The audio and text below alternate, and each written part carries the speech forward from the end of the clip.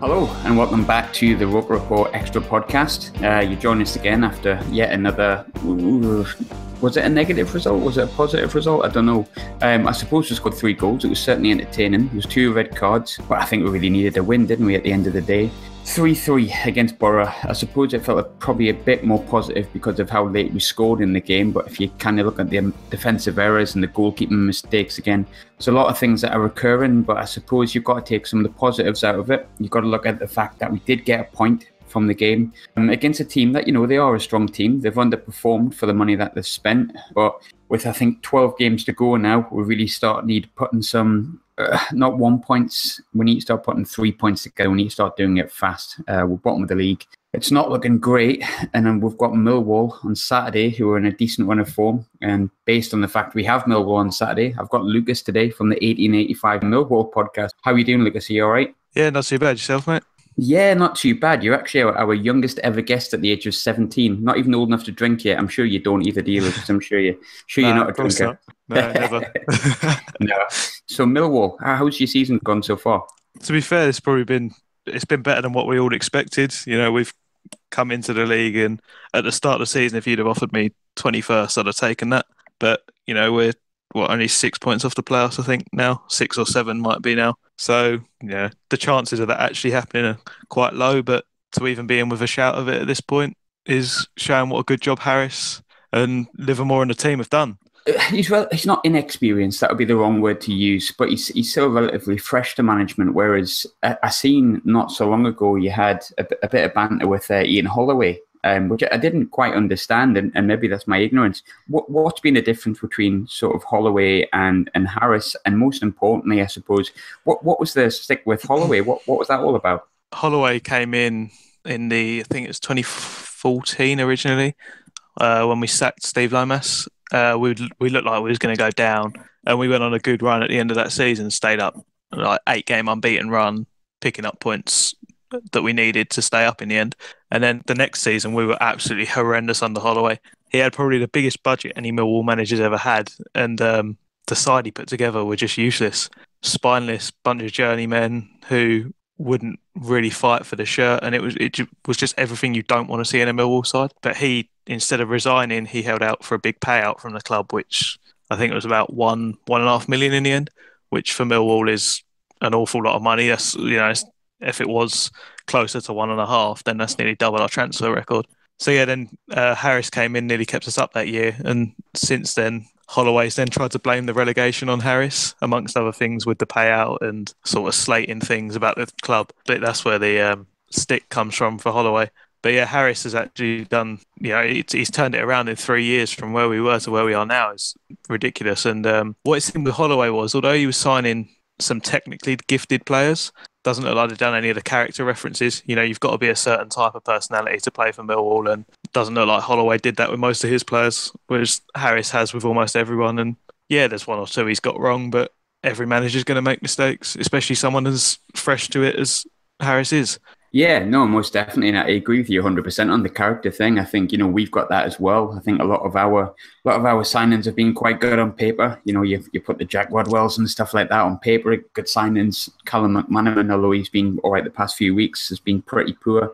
McGeady, there's certain players we've got that have got quality, but I do think you have to have character to kind of want to play for a football club and understand the football club massively. So did Harris change that sort of overnight, or was that quite a long-winded process? I think we released about 18 players when Harris came in. So he got the job for like the last 10 games of the championship season. And then obviously we still went down. Yeah, and I think he released about 18 players.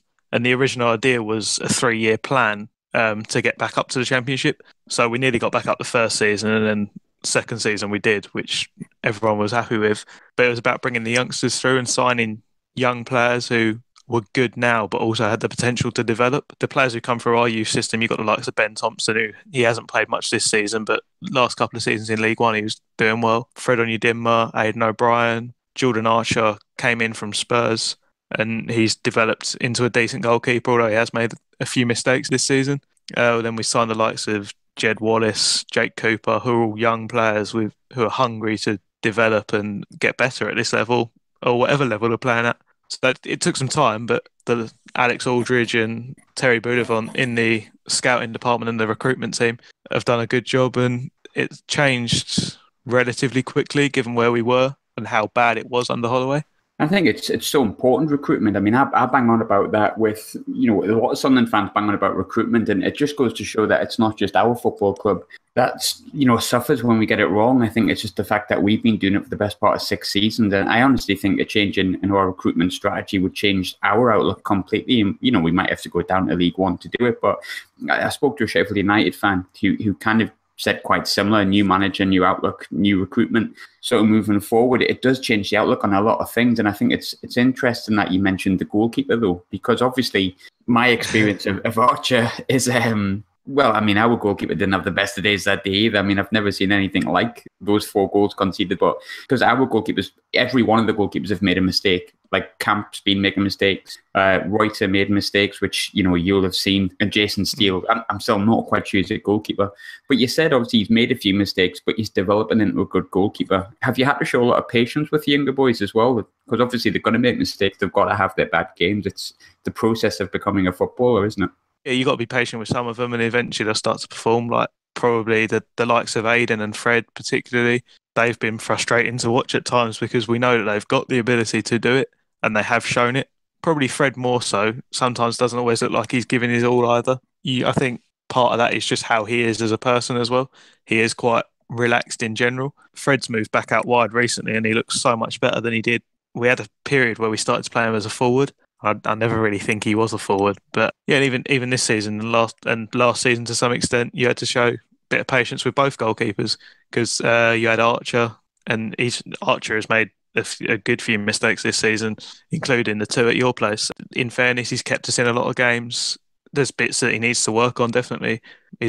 When he comes out for crosses and tries to catch the ball from crosses, he's not very good at all, and he will need to improve on that, but it'll come. And Tom King, he made not so much, but he made one mistake at Spurs, and a few people were slating him for that. It's like, one, the game was already gone. We're already 5-0 down when he made the mistake. He's a young keeper. It's going to happen. And, the centre midfield players and the wingers will make mistakes, but they don't very often cost you goals. So that's the thing. It gets picked up on a lot more as a goalkeeper. Yeah, we probably had a few points dropped this season because of Archer, certainly.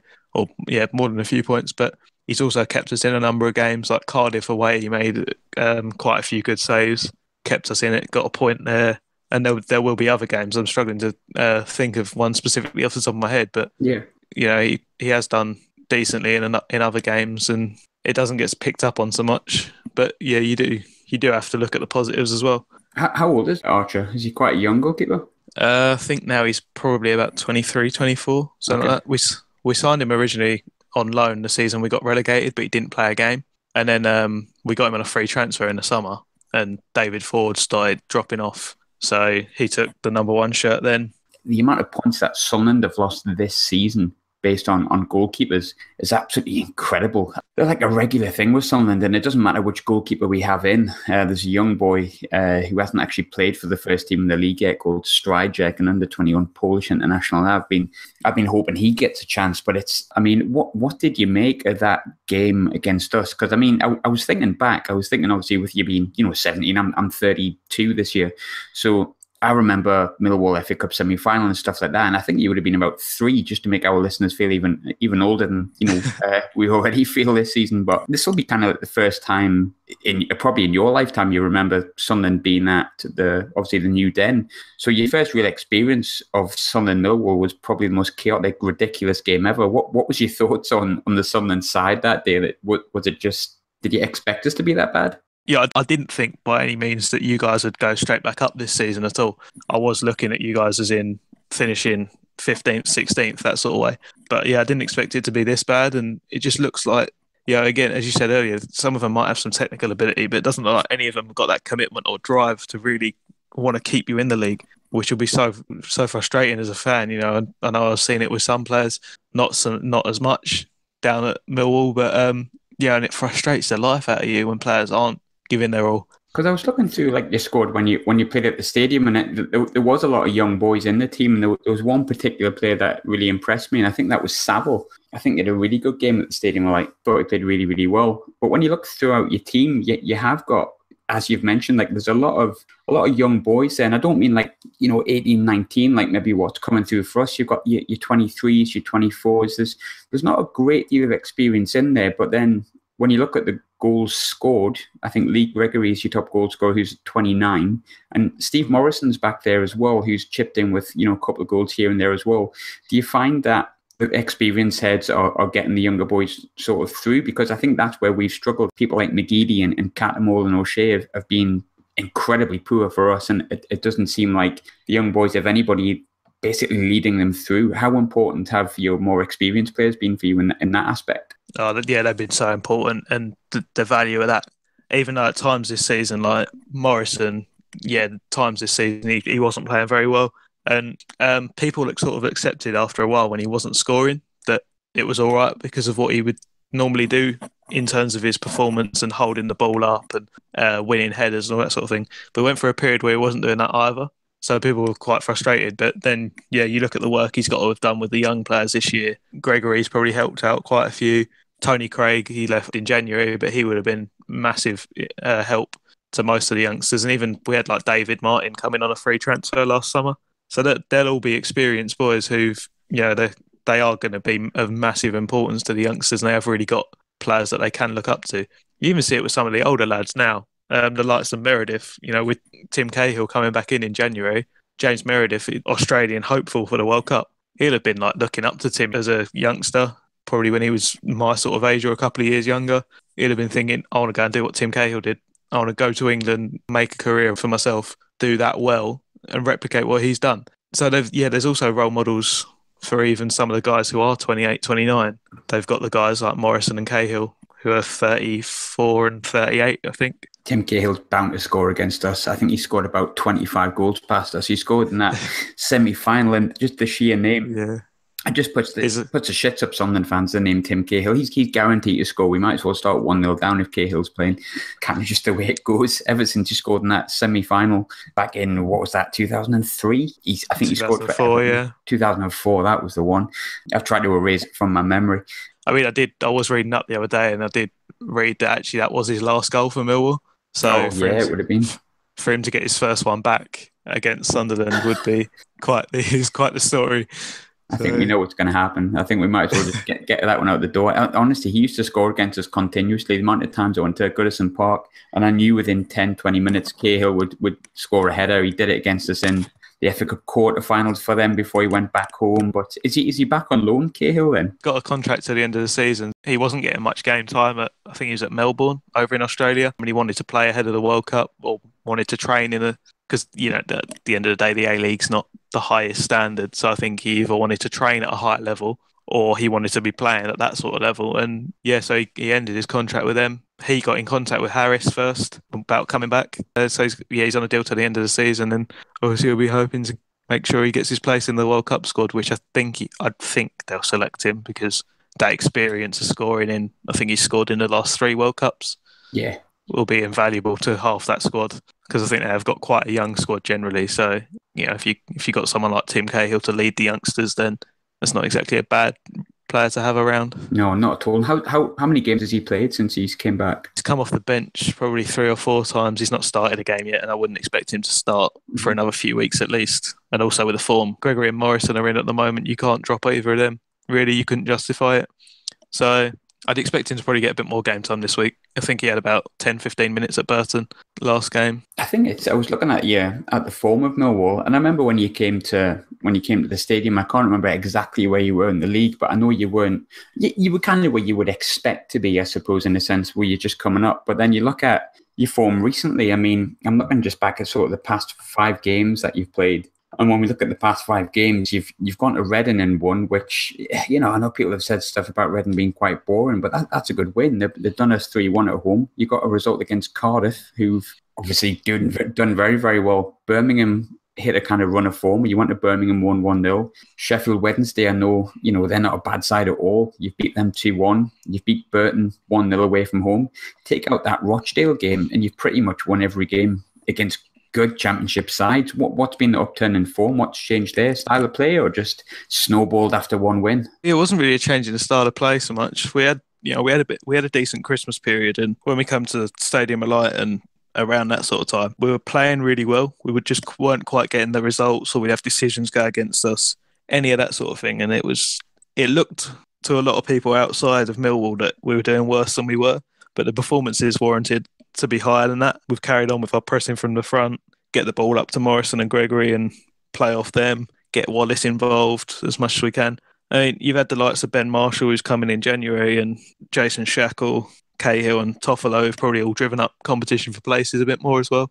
And I think part of that was O'Brien hit really good form just before he got injured in the Leeds game. But all that window, Harris had been saying, I want a left winger, which is O'Brien's position. I think it's been a bit of the competition's been going up. So the players have been training harder and then they're playing better at the weekend because they all are desperate to keep their place and they know that there is that depth in the squad now that if they don't play well, they'll lose their place. Yeah, and I think it's hugely important to have players in a team that, actively want to be part of a squad, actively want to be part of the team on a Saturday. I mean, I mentioned Jack Rodwell before about players and, good on paper and character. And you may have well seen, I think, it wasn't a big story in terms of like the grand scheme of things, but I think people had picked up that Jack Rodwell had gone to the papers when Coleman had said about basically him saying he doesn't want to play for Sunderland. And I think, we've got some players in that squad that just simply don't want to be there anymore. And you've got a bunch of like 18-year-olds in Joel Asoro, Josh Madger, who are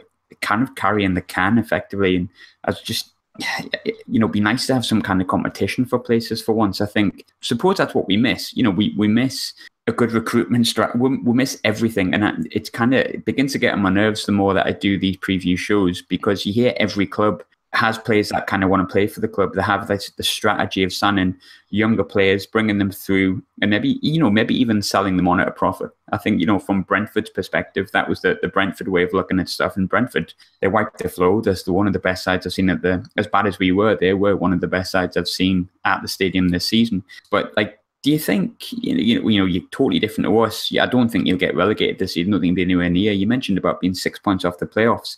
And I think there's an awful lot with a mindset of a fan base, isn't there? It's funny, I'm assuming you have an idea of how many points you are off the relegation places, but you're more likely looking at how far you are from the playoff positions, where we're just looking at where the next win's coming from.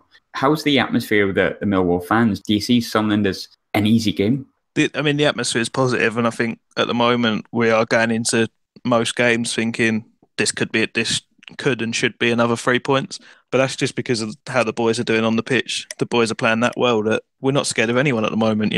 Whether it was Sunderland coming on Saturday or Wolves, we wouldn't be that scared. And we weren't that scared when Wolves came on Boxing Day. We got a 2-2 draw out of that game, which at home to them, how well they've been playing this season, we'd have taken that going into the game. So it's not. I don't think we're looking at it as such an easy game. We know that if your boys do turn up, some of them, then you have got good players. The likes of Asoro, and I think if you boys do go down, then I think Asoro is a player that we should seriously take a look at, because he does look like he's got that potential. I'm not sure what his character's like. Whether he has got that knack to play for Millwall, but I think he's certainly someone that they could look into. But yeah, we know that youth boys have got some quality. The likes of McManaman, 2013 FA Cup semi absolutely tore us apart. So we are more than aware of how he can be on his day. I think most of us are expecting to win, but it's about making sure we're not complacent over it and we do still get out there and put a good performance in. Make sure of it. I think very much so. And I think, obviously, when you played us last time as well, we didn't have a manager. It was Robbie Stockdale, I believe, was in charge at that point. So things were a little bit up in the air. And then Coleman came in for us. And I think we were quite surprised that Coleman came in. I think it's even more surprising, or maybe not, that we haven't really picked up in terms of league position. Were you surprised as a sort of an outsider that Coleman took the job? Would you see the Sunderland job as a risk if it was you? I thought when he left Wales, I thought he was going to go to a Premier League club, to be honest. Yeah, I thought that a bottom side club would take him. I think Swansea might have been without a manager at the time as well, so I thought they'd have been a bit more interested. But they've gone for Carvajal, and he's proved out to be a good option. It was a little bit surprising, and it is a bit of a risk. The way that he knew he wasn't going to get a lot of money in January, the chances of staying up from what I'd seen of you guys that season were fairly low, but it depends. Obviously, I'm not sure on his style of management so much in terms of how he does it. Is he a good player motivator, and does he tend to improve players a lot? In his Wales days, arguably, the likes of Ramsey and Williams were a lot better under him, but then they were carried by Bale to some extent. So it's a case of it is a risk for him, and I think he'll be out the door. If you guys do get relegated, I don't think he'll be there next season. I mean, there is that worry. Yeah, most definitely there is that worry. I think a lot of people have looked at, if we go down, does Coleman stay? Which is kind of a weird one to look at, really, because if we go down, normally you're asking for the manager to go. But I suppose essentially from our side, I don't think there's much anyone can do. And I'd love to say that you could, but... Yeah, it's a case of who else would take the job, for one thing. And you know Coleman's a higher quality manager than League One. So can he get the best out of those guys who are going to be around, or develop the young players for 2 or 3 years and then really come back up and push on like we have? We were expecting to be down in League One for a bit longer than we were, I think. But if we did lose to Bradford last year, there's no doubt that the likes of Gregory would have gone, Archer possibly, Williams. We wouldn't have signed Saville, Wallace, Tunnicliffe, Cooper, all those guys. So then it would have been a case of, for us as well, bring a lot of the even younger guys through, the likes of Harry Donovan, Harry Girling, even to some extent Christian Mbulu, and they all get a lot more game time. So I think, it'd be good. I think the best outcome that you guys can hope for if you do go down is that Coleman stays. Yeah, and I really hope he does, but I do have that worry. There's a Lewis Bournemouth, obviously ex-Arsenal player, who's been managing a club, I think, in the lower divisions of Portugal, and he was over last week on this Saturday, and he's spent some time with a coaching team, but it turned out that Bournemouth is essentially, reading between the lines, I don't know if he's actually said it, if we stay up, then he's going to join the coaching staff, which obviously he's played with Coleman at Fulham. And it kind of concerned me in the sense that he said, if we stay up, because I think, Lewis Bournemouth is not this huge coach. It would be a big break for him. So to me, him saying that was more a case of, I think he's going to look to see if Coleman stays. But I suppose essentially, at the same time, Coleman would probably be assessing his options at the end of the season as well, because there will be managers that get the sack and things like that. We're talking about players signing in January. Now, we want a really poor budget. Like, we brought in Camp, Loire, Clark Salter, basically free transfers or loans. But one player we were linked to was Ben Marshall, quite heavily actually, but then it just didn't seem to come to fruition. Is he someone who's going to be in the team on Saturday? Or I think he started every game since he signed, bar one. But yeah, he seems to be doing all right. He's playing on the left, and we did need a winger to play over there, especially with O'Brien being out injured, because Ferguson isn't going to cut it at this level. No, he looks like he can cross with both feet. He can cut inside and shoot. He's got a bit of pace and skill about him, which is what we were lacking. So he does look to be a good addition, to be fair, and I think he'd have been a good addition for most clubs in the Championship, certainly outside of the top six. He'd do a decent job for most of them, I think. Because he came with a lot of, when we were reading up on him, it is a bit of a culture shock for Sunderland. Like, it's not ignorance. It's just a case of we've been in the Premiership for 10 years. We've came down, and there's certain players you don't really know too much about. It's just the way it is. You know more of what you watch. And I think when we were looking at Ben Marshall, he looked like quite a big, imposing lad who kind of had went to Wolves. It hadn't really worked out for him. And, I think potentially it could have been a really good move. But you mentioned Shane Ferguson before. You just reminded me that he still plays for you. Shane Ferguson is the former Newcastle player that, correct me if I'm wrong, I think he might be in Birmingham, but I think Joe Kinnear scouted him, or someone scouted him and said that Newcastle should sign him when he was actually on loan from Newcastle. Have you ever heard that story before? Was that when he was at Millwall? Yeah, that was when he was at Birmingham on loan from Newcastle, yeah. I have heard that story before. I think it is actually true, which is quite embarrassing from Kinnear's perspective. But it was typical of them at that point, I think. But I think nowadays that would probably improve our own recruitment system. But one thing we spoke about before you actually came on the podcast was quite interesting, and I always like to get a fan's perspective, because I don't like to see any club, apart from maybe the one that was black and white, get screwed over by their chairman. I think we're all fans, we all understand it, and we spoke about a few things before the podcast obviously got recorded, like last night, and you mentioned about Ellis Short.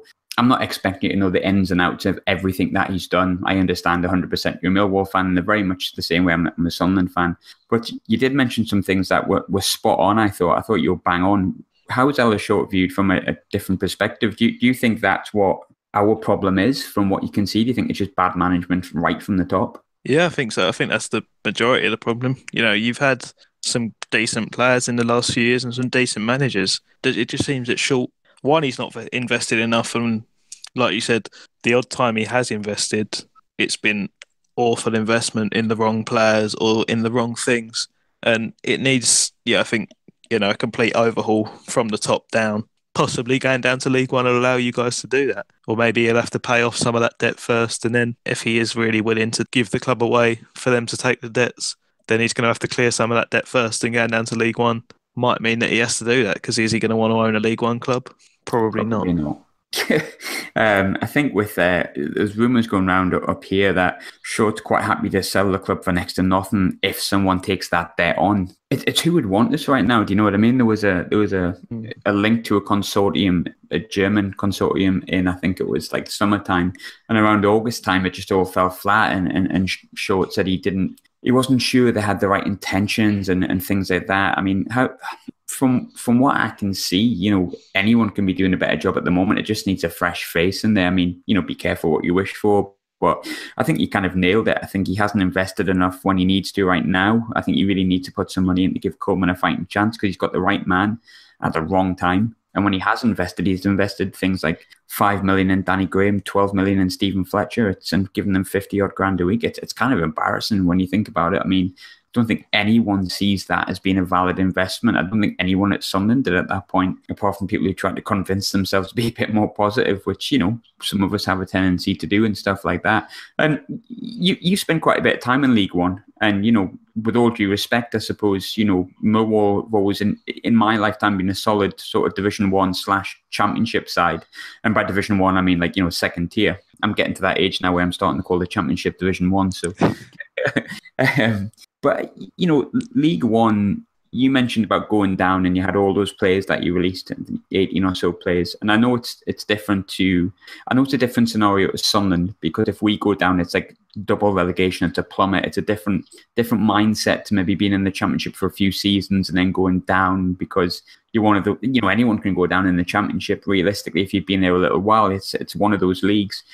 But did you find going down the last time you did and cleansing your team of all those players really was a positive? Was it something that was needed? Do you think that could help us? I mean, no one likes to say go down to fix things, because we said that last year and it hasn't fucking worked. But, I've seen plenty of teams, Southampton, Leicester, come back, tenfold and be a hell of a lot stronger, learn from their mistakes and become a much better side. Or do you think that if Sunderland get relegated and we release 18, 19 players because of the way we are from the top, our chairman, do you think it would make any difference? So what's your experience? What made things change for you? I mean, yeah, for us, it was probably the best thing for us. We'd been, first season we came back up into the Championship, we finished 9th, but then after that, the next 3 years we were battling relegation, and I think 2 years in a row we stayed up on the last day. So we weren't really going anywhere, and that was then I think Jacket resigned after a 4th season up, or no, it would have been third season. So then you had the Lomas and the Holloway era, kind of the banter era at Millwall. Yeah, going down to League One was probably the best thing for us, because we had a lot of journeymen, we had a lot of pros who were coming towards the end of their careers and just looking for a final wage. And then we started bringing through the youngsters, and it really worked for us. We had a few players that a couple of us knew about who were coming through and could be decent options in League One, but they wouldn't have got game time in the Championship. So to go down and develop them guys for us was completely the right thing. Whether it could work depends, one, who you've got in your youth academy, who your coaches are, and how much is being put into it. Because if there's nothing being put into it, then it's probably not going to do that much good, which all stems from Short again. So if he is willing to put a little bit of money into it and stay on as owner, if you did go down, which I don't think he would, but hypothetically, then it would be a decent outcome, because you could really push on for a couple of years, develop the youngsters. Yeah, you might have to spend 3 or 4 years in League One, but if it then means you come back into the Championship, establish yourself, and then start pushing back to get towards the Premier League again, then I think 3 or 4 years in League One is probably worth it. Yeah, I mean, anything's worth, not getting beat every week. I said this last year as well, I guess. I said, go down and cleanse the decks, but I suppose the problem is, when we went down last year, there was a lot of players still in contract, the Billy Joneses, the Rodwells, those sort of players.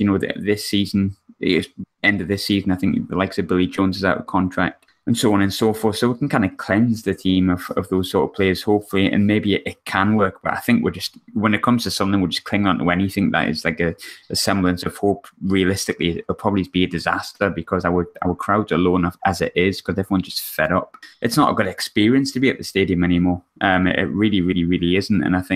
And I don't blame anyone for being angry and not going or being upset. I really, really don't. Far from it, actually. But I think it must be a difficult place to play as a footballer, especially when you've got a lot of young boys coming through like Asoro, Madger, Robson. Got a lot of young boys coming through who are being asked to carry a can for an incredibly bad football team with no real leaders who are struggling right at the foot of the league.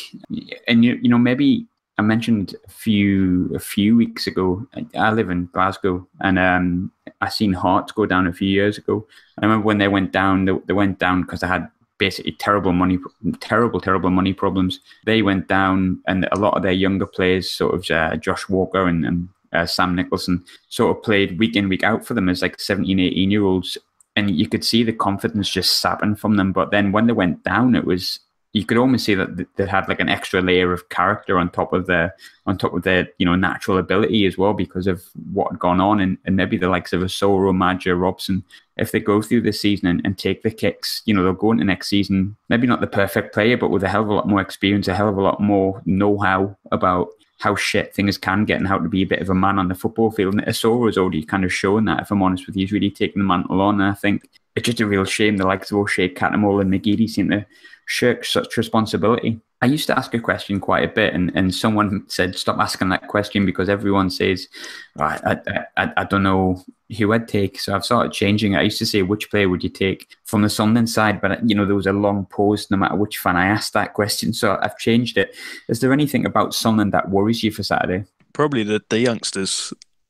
I've seen Asoro a couple of times this season. He looks like we've got a solid defence at the moment, but they aren't necessarily always the quickest. Romeo's quick. Hutch and Cooper are okay at reacting quickly, but in terms of if you get in a foot race with them, Asoro will probably win. So he's the sort of player who could, if you can get the right balls into him and the right balls over the top, could possibly cause issues. But that's, to be honest, if McManaman shows up, then maybe him. But as I said earlier, I would certainly take Asoro as a Millwall player to develop next few years, and then you either look to sell him on, or if we are pushing for promotion, then he could be a decent player to develop even further. He's not a bad finisher, and as you say, this season he's shown the character to lead a team that's been poor all over the park, really. No, 100%. I think you're right, and I think he's only got 1 year left on his contract at the end of the season, so I'd be looking to tie him down as well, no matter what league we're in. We don't want to lose him for free. But at that way, we've developed him and probably given him a hell of a lot of character with the shite that we've served up this season. But I suppose on the flip side, obviously I'll get a prediction from you before we end. But one thing I do want to ask, when it comes to Millwall, obviously you're looking to win on Saturday, as you would expect. Where do you think that you can hurt Sunderland the most? Which players are on form, and which areas do you think you can exploit? Where do you think you can win the game? Morrison and Gregory recently have been in good form, and at the moment we've got Wallace and Marshall out wide, who are both looking like good creative forces. So if we can get the right balls into Morrison and Gregory and play from there, then I'd expect those two will cause havoc at the back. And George Saville's really come back into form recently. He had a bit of a spell through December where I think he was playing through a bit of an injury at the same time, but his form did dip. But last few games he's been getting back to how he was. So if he's on form in midfield, then he'll be winning a lot of battles. And whether he's partnered with Williams or Tunnicliffe, I'd expect it to be Williams again. Then he's got a good partnership with both of them usually. So I think it's that front six, and you can't fault Hutchinson and Cooper this season. And Meredith, Hutch has probably been player of the season, and Meredith does look like one of the best left backs we've had in my lifetime. Certainly, probably the best, to be fair. So I think we've got players in a lot of positions who it'll be Morrison and Gregory that do the damage, certainly. But then the likes of Hutch and Cooper will certainly keep us in check at the back. Do you think, have they come up against three centre-halves this season? Do you have John O'Shea, Clark Salter suspended, so you might get Browning coming in, and then probably Coney. Do you think that would faze them? Because Morrison, I don't think he's going to be intimidated by anyone in our back line, if I'm honest with you. It hasn't looked to faze them massively when they've come up against it this season. Morrison always picks his target early on. So if Browning's not the tallest, is he, for a centre back? And no, not really. So yeah, Morrison, I'd have thought, will pick him or Kone for his lax attitude, and then he'll play off one of them. And Gregory's decent enough in the air. He'll probably win a few up there, and they can both play good football, and they're both decent in the air. So I wouldn't think phasing them, it'll phase them too much. How fast is Gregory? Not bad off the mark, but yeah, he's not got like huge raw pace, but yeah, he's not slow, but yeah, he's not rapid at the same time. It always worries me about the air, because if anyone's fast, if you put him up against John O'Shea, that's you pretty much at least bagging one goal, and we're already conceded that Tim Cahill's probably going to get one. So if you got someone with a bit of speed that can get past O'Shea, there's your second. But I suppose, just to end, predictions is probably quite important. I think my prediction, I'm going to try and be a bit more positive this week. I fancy us to pinch a draw. I think maybe 1-1. Don't know why. No real reason why I think we'll get a draw. I just think away from home, we're ever so slightly better than we are at home. Decent result last week. We're due 2 half-decent results. It needs to be a win, but I'm going to say 1-1. But, just to finish off, what's your thoughts? No, I think a draw, with the form we're in, a draw for you guys would probably be, quite a good result. I'm gonna back us to win. I'd probably say 2-0. But yeah, it just depends which Mill will turn up, because we have had a couple of results this season where it has been a bit of complacency that's snuck in. But I think of late we've seen less of that, and we do look like we're confident going into each game at the moment. So I'd probably back Gregory to score again. He's been in good form recently. And then, like you say, yeah, either Cahill off the bench or one of the centre halves, because I've seen some of your guys set piece defending this year, and it does look like we could bully you guys at the set pieces a little bit, which could work well for particularly Cooper, who's about 6'6". I suppose I'm more hopeful of a draw, but I think you might scarily be right. But you never know. You never know. It's a championship, isn't it? It's a mad league. You never know what's going to happen. That's it. Yeah, it's so weird. It's such a weird league to play in. Anyone can beat anyone. Yeah, it's weird. We've had 4 3-3 draws this season. I don't think I've ever seen that in my life as a Sunderland fan. And it's just against a variety of different clubs, not necessarily open teams, not necessarily long ball teams. It's been Brentford, Middlesbrough. It's just been Bolton, weird results. It just, you never know what you're going to get. But as always, I'm not going to wish you luck for Saturday. I don't like doing that, because I'm not a liar. I don't want to be a hypocrite. But thanks for coming on as always, Lucas, mate. I hope. Yeah, cheers for asking me. You didn't enjoy Saturday too much, but after that, good luck. My dad's best mate's actually from Bermondsey and a big Millwall boy. So I suppose I do like to see you do all right for him. But hopefully not on Saturday, mate. All right. Yeah. Cheers for inviting me on. I've enjoyed it. So. Anytime, look, it's not a problem, mate. Have a good rest of the year, like I say, but not Saturday, promise. Yeah, you guys too. Thanks. Catch you later, mate. Cheers. See ya. Bye.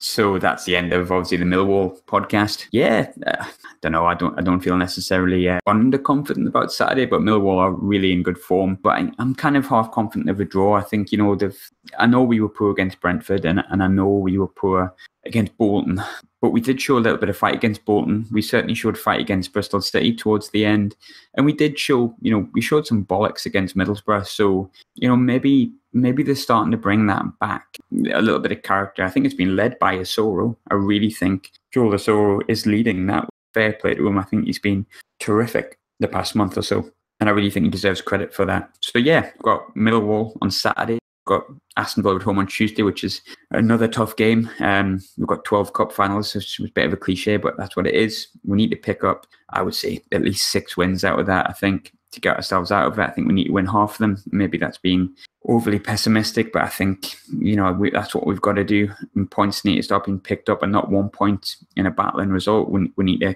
keep a clean sheet, nick a 1-0 win it ugly, win it dirty, it doesn't matter. We just need 3 points on the board, and we need more of them than we've had all season. So thanks for tuning in again as always. I'll see you before the Aston Villa game. We'll have another one out by then, hopefully. We're speaking about a result. That is 3 points. Hopefully we're speaking about a good performance, and we're not speaking about defeat. See you then.